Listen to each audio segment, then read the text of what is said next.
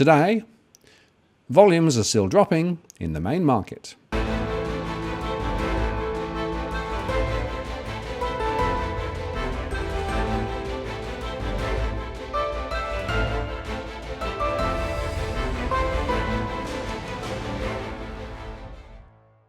Hello again, it's Martin North from Digital Finance Analytics. Welcome to our latest post covering finance and property news with a distinctively Australian and New Zealand flavour.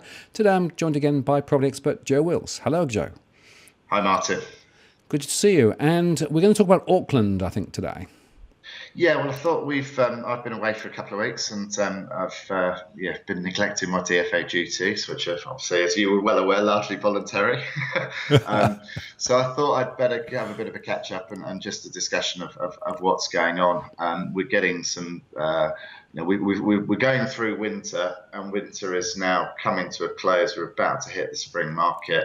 And it's going to be really interesting to see what happens in the spring market. Now, I've got somebody who started to track the data of properties available for sale and properties available for rent in most of the major centres. It's at the moment quite wintry and it's quite flat, so there's not a lot to see.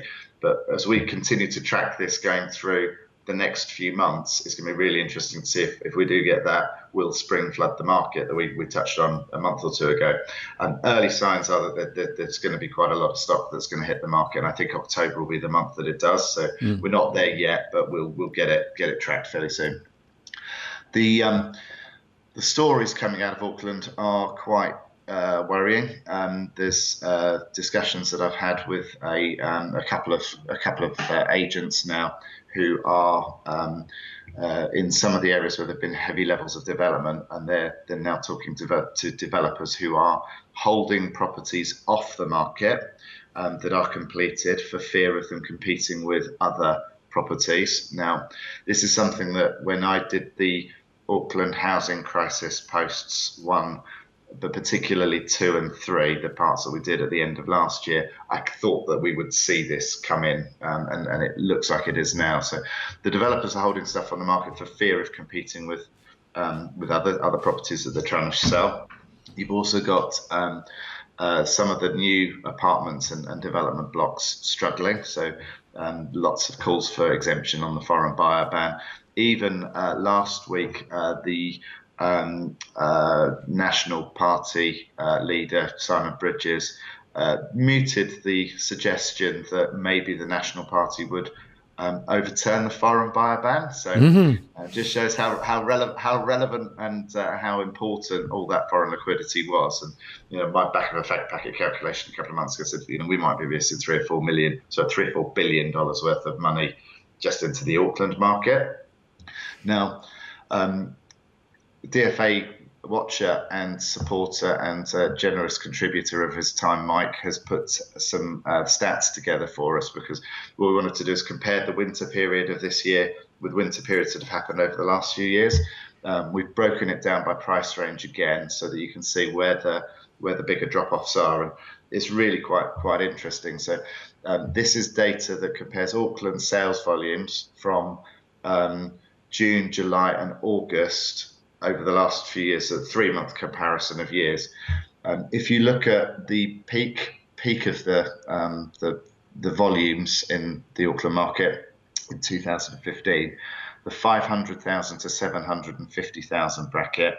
If you compare 2019 volume of sales to 2015, we're down 46.5% from the peak volume. In the same price bracket comparison of 2017 to 2019, it's actually up 6.7%. So 2017 was a year that winter was leading into the general election that we had. The 2018 to 2019, so post foreign buyer ban, first winter post foreign buyer ban, you're down 10.5% in that 500 to 700,000 bracket. The 750,000 to 1,050,000 bracket, the 2015 peak data to 2019, volumes of sales are 26% down. The 2017 to 2019 data, they're actually up 13%. and 2018 to 19 is down 3.4%.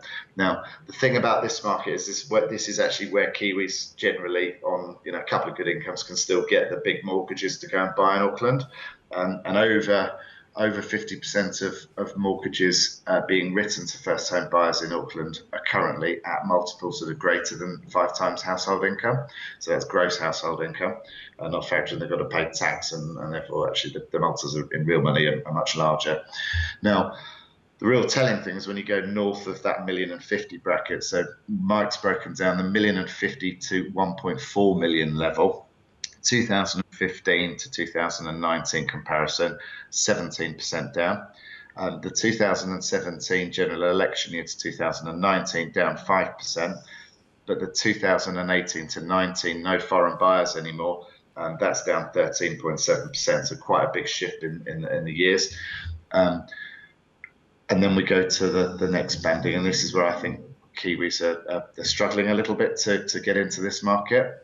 The 1.4 to 2 million bracket, 2015 comparison to 2019, and sales in 2019 down 34%. 2017 to 19, which is again the election year, they're down 22% in volume terms, and they're down 24% from last year. So it's quite telling just how big that impact has been on the upper ends of the market. I got sent a letter, which I've written down here, which came from a Auckland-based real estate agent and was sent out to his mailing list. And I just want to read it out. It's a bit worrying, actually. Shall I read it out, or am I going to scare people? Yeah, go on. Okay, so this has gone from an Auckland-based real estate agent. Hi friends, happy September. Get ready for the rush of properties coming onto the market over the next 3 months. A lot of sellers have waited for the property market to bounce back in the hope that they would get price they thought they would get 24 months ago. Bad news, I'm afraid. The market has already dropped about 10% since then, with more movement to come. The upper end has certainly gone cold, and anything over 2.5 million is probably going to sit around for a while. Putting them up for rent is not going to be much help either, as rentals at the upper end have also gone quiet. The market that is still alive and kicking are those homes under $1.5 million. Still plenty of activity at the open homes generally and still selling. Days on market has shot out to 56 days for St Heliers and 60 days for Mission Bay, although I expect that to come back a bit by December. Officially, the sales volume in Auckland has increased over the last year. We have to remember that Auckland is a conglomerate of small villages, each quite different from the next. What happens in Papatoetoe is nothing like what happens in St Heliers. Now that I've cheered you all up, let's get your property sold. So it's really quite an interesting message from a real estate agent. So obviously there's a reflection there that, okay, we've got to do something to earn a living and to go and get houses sold. It's really interesting because that's actually, a real estate agent being more truthful than many have been, right? Certainly I've seen what I've seen. But there also has an air of desperation. I don't know whether you see it there, but certainly here in Australia, because the volumes and the sales cycle are so slow now that many real estate agents are really under pressure and are not generating sufficient income to cover the costs of running their firm. I think a lot of them, unfortunately, they just don't understand. The press have been so negligent in their duties over the last few years of actually giving people a better economic understanding. And this goes from everything because, I've talked about how in the past and some of our other posts, how the are you being enticed into the property market, for example, the one we did quite early on when we first met. The focus is so Goebbels would have been fucking impressed with the level of indoctrination, but it's been so focused that whole message is just there without any real understanding of why it's happened.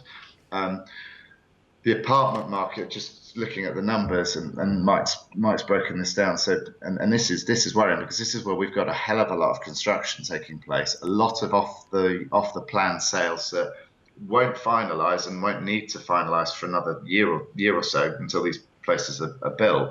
But the apartment sales in the 500 to 750k bracket, which is a lot of them.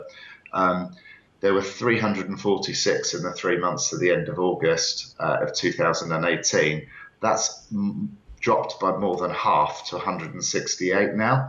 And I've seen some data from interest.co.nz, which I'm still banned from, I think, but I'm not allowed to comment there anymore. But they were talking about apartments that were selling back at 1998 prices. I'm not kidding. There were sales of some units that, for whatever reason, sellers have, they may have made the rental yield over the period of time, but it's 21 years and you've got sales back in the 1990s. Just a few cases where obviously there's an absolute need to get the money in, but that's going to set the level of expectation for anyone who's buying anything new. I'd be looking and thinking, well, why bother? You may as well go and see if you can chop someone's balls off on something that's already there. So what happens with record levels of construction activity in New Zealand, record levels of consents being issued again across the country in August, more building consents issued than any point since the 1970s boom. And you've got to think the 1970s boom, which was 70 to 75, was followed by real house prices in New Zealand falling 38% between 1975 and 1980. So it's quite a challenging dynamic. We'll talk about Kiwi Build because that's had a reset this week, but maybe we'll do that in a different post. Okay. Well, just before we close out this one, of course, the other thing to say is that the newly constructed stuff, certainly in Australia, is under a big cloud now because of all the faulty construction and the flammable cladding and all of those things. We also now know that the number of people who signed up off the plan and then doesn't complete has doubled, according to one big developer who reported quite recently, because people now are trying to walk away from those because the values have just not gone where people expected. And in fact, you can do a whole lot better by buying an older property rather than buying a new one, and that is a very interesting state of affairs when there is so much under construction. Yeah, well, this is happening elsewhere, and I've got friends of mine who are in the banking sector based in Hong Kong who are now talking about, and Hong Kong's going through all sorts of challenges, but where properties that are owned by Chinese nationals in Hong Kong are being repossessed to pay debts in China.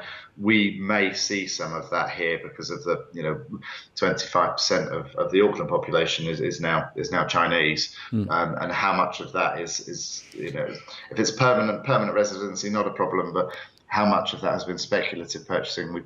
We know from data from a couple of years ago that by 2017 there was around 6.3% of properties in Auckland were owned and unoccupied.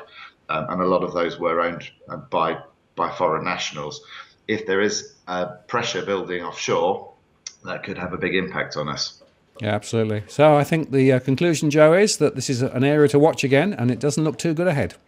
No, well, I'm looking to get back up to Auckland in a month or two, so I will go and have a little look at some of the sites that we visited in our earlier Auckland housing crisis posts. Great. Okay, well, good to talk to you, and see you again next time. Take care, Martin. Cheers. I'm Martin North from Digital Finance Analytics. Many thanks for watching, and I'll see you again next time.